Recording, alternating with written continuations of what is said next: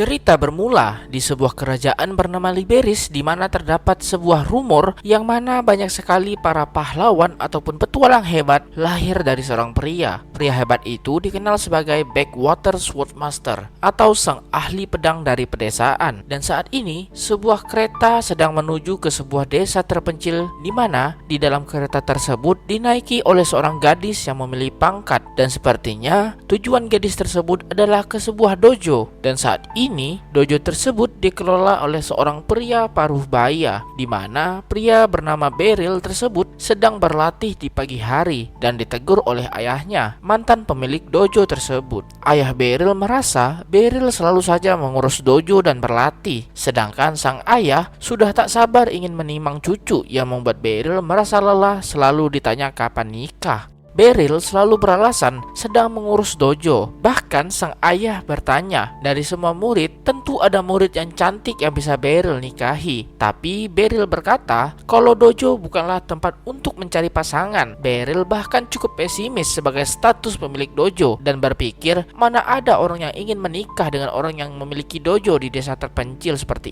ini. Di negara ini setiap orang selalu mengincar menjadi kesatria ataupun petualang. Bahkan itu termasuk Beryl yang sudah berlatih sejak kecil, di mana Beryl bermimpi pergi ke suatu kota dan menyelamatkan banyak orang dengan pedangnya. Tapi pada akhirnya ia hanya bisa menjadi guru di dojo di pedesaan seperti saat ini. Dan itulah role yang tepat untuk Beryl saat ini. Beryl pun teringat dengan seorang murid gadis yang pernah dia ajari dulu, di mana gadis tersebut berjanji akan menikahi Beryl ketika ia sudah dewasa. Dan tanpa diduga gadis itu kembali ke dojo, yang mana merupakan gadis yang ada di kereta sebelumnya. Gadis tersebut bernama Alucia. Saat ini Alucia kembali bertemu Beryl semenjak ia pergi meninggalkan dojo dan menuju ke kota, di mana saat ini ia menjabat sebagai kepala kesatria atau komandan kesatria negara Liberio dan menjadi orang yang terhormat dan tentunya salah satu murid Beryl. Alucia memang sudah berbakat sejak kecil. Ia mampu meniru semua gerakan Beryl dan setelah 4 tahun tak ada lagi yang dapat diajarkan Beryl kepadanya, sehingga ia memutuskan untuk ke kota. Sebagai perpisahan, Beryl memberikan sebuah pedang, dan saat ini meskipun sudah menjadi komandan kesatria Liberio, Alucia masih saja menggunakan pedang pemberian Beryl. Bagi Alucia, pedang itu sangat berarti baginya, sehingga tak dapat digantikan oleh pedang apapun. Beryl pun bertanya, apa tujuan Alucia kembali ke dojo, dan Alucia menjelaskan situasinya sebagai komandan kesatria dan juga sebagai instruktur pedang untuk melatih para kesatria. Beryl merasa sangat bangga kalau muridnya bahkan bisa menjadi seperti sekarang. Tetapi tujuan sebenar Alucia adalah meminta Beryl menggantikan dirinya untuk menjadi instruktur kesatria kerajaan, di mana raja menyetujui rekomendasi dari Alucia, dan itu membuat Beryl terdiam tanpa kata. Saat ini Beryl masih bingung dengan apa yang sebenarnya terjadi, tapi Alucia menjelaskan kembali tujuannya, yaitu menjadikan Beryl sebagai instruktur pasukan kesatria Liberio. Beryl masih tak percaya apa yang dikatakan Alucia, karena kenapa harus dirinya?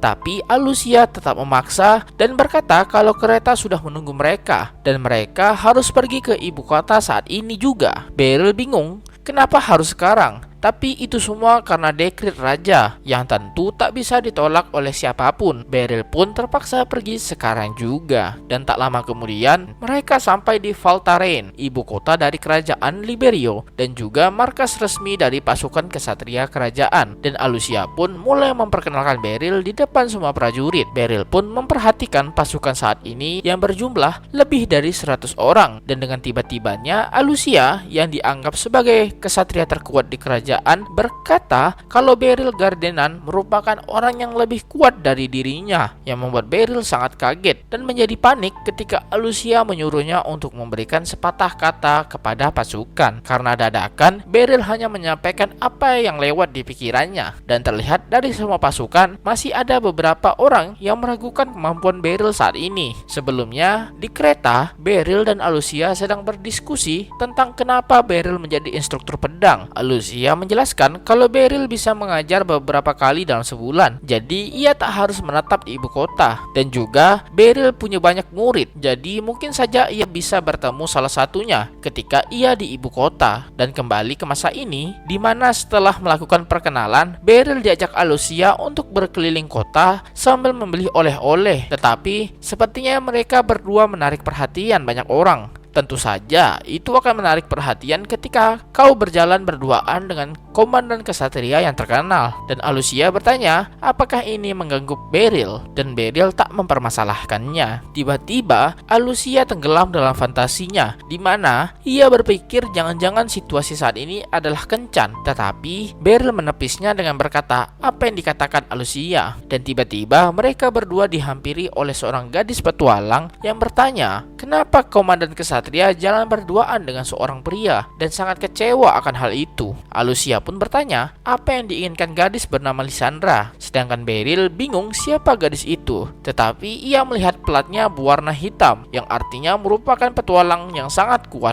Dan tiba-tiba wajah gadis itu berubah ketika melihat Beryl, dan tak disangka-sangka ternyata dia juga salah satu murid Beryl, di mana ia memanggil Beryl sebagai sensei. Beryl juga mengingat gadis ini bernama Selena, yang sangat berbeda ketika ia menjadi murid Beryl dulu.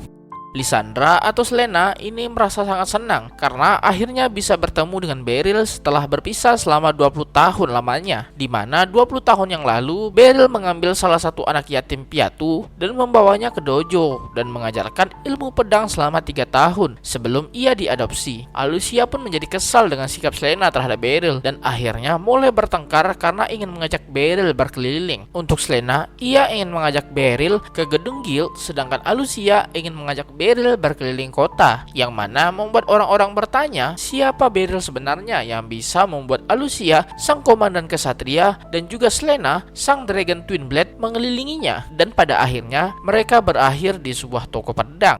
Di dalam hatinya, Beryl sangat kagum karena banyak sekali orang-orang mengenali murid-muridnya ini dan menjadi orang yang hebat. Beryl pun cukup kagum dengan toko pedang satu ini. Tetapi, ia menemukan satu pedang dan heran kenapa pedang semacam ini dijual. Sang pemilik toko pun bertanya, apakah Beryl ingin mencoba pedang itu dan berakhir mencoba pedang aneh sebelumnya. Selena dan Alucia pun menantikan kemampuan Beryl yang sudah lama tak mereka lihat. Padahal, mereka berdua sudah melihat sebelumnya. Beryl menjelaskan, meskipun punya mata pisau yang tajam, tetapi tetap harus menggunakan kekuatan meskipun itu hanya sekedar memotong ikan. Dan target bernama Makiwara ini dibuat dengan ketebalan seperti tubuh manusia, sehingga banyak sekali pedang yang gagal memotong bahkan patah. Beryl pun mengambil posisi dan dengan tenang sambil berkonsentrasi, ia memotong Makiwara di depannya dan terpotong dengan sempurna. Dan gerakan tersebut membuat kedua muridnya benar-benar kagum. Bahkan pemilik toko juga kagum dengan kemampuan Beryl yang memotong Makiwara, tapi tak membuatnya jatuh. Dan pada akhirnya mereka tak membeli apapun dan pergi meninggalkan toko itu. Beryl juga ingin menyampaikan sesuatu, tetapi ia tahan sembari meninggalkan toko. Alucia dan Selena juga mengikuti dari belakang, di mana Selena juga berkata ada sesuatu dengan pedang yang digunakan Beryl sebelumnya. Sang pemilik toko pun langsung mengecek pedang itu dan langsung menyadari apa keanehan pedang tersebut. Ia pun langsung ke bengkel dan memarahi semua orang karena berani-beraninya menjual pedang yang masih belum selesai, alias pedang tumpul, dan semua pegawai meminta maaf.